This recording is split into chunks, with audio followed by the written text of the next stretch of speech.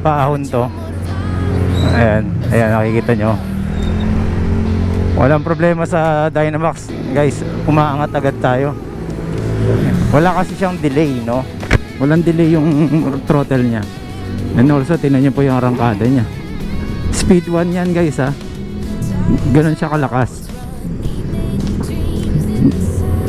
So, naka 3,000 watts yung ating motor hub.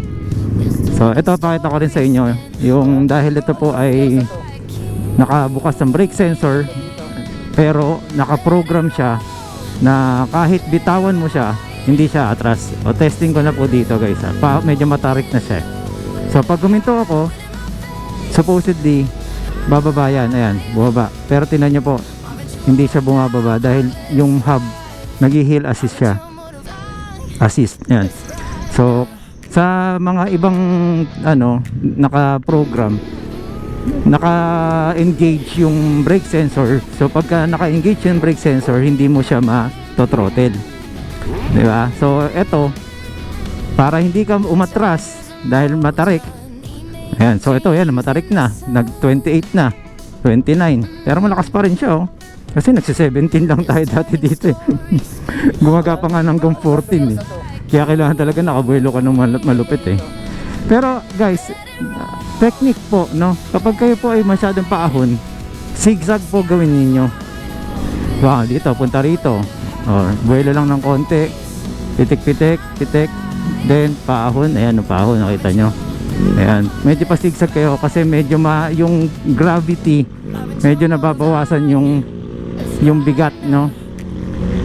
So yan, ganyan yun, nagsa-75, bumabagsak kasi kailangan niya ng power, humigop ng power, paakyat, paahon, no? So yan ang kagandahan ng mga moderno o nakaprogram na brake sensor na nagre-regen pa rin kasi pag may brake sensor. Pero ang kagandahan talaga doon, yung hill assist nitong mismong e-bike or e-motorcycle. Yan ang kailangan nyo pong masubukan, no? Sa mga e-bikes ninyo, yung mga matatarik, gaano ba kalakas talagang umahon yan. Okay, so yun lang muna. Maraming salamat po. Ayan, dito nagkakarera yung mga Ayan, go, di ba? Speed 3 kasi naka-limiter tayo, eh. So ito yung 3, 74 guys, 75. So yan, yan na siya, sagad na yan. So ito po ay EM85 no, pero 75 lang yung top speed, no? Ano yan, nasa program yan.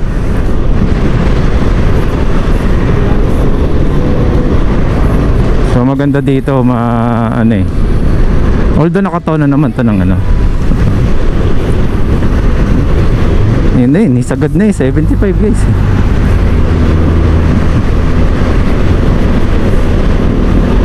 Up, bibili pala muna tayo ng Siopaw. Okay, dito muna tayo.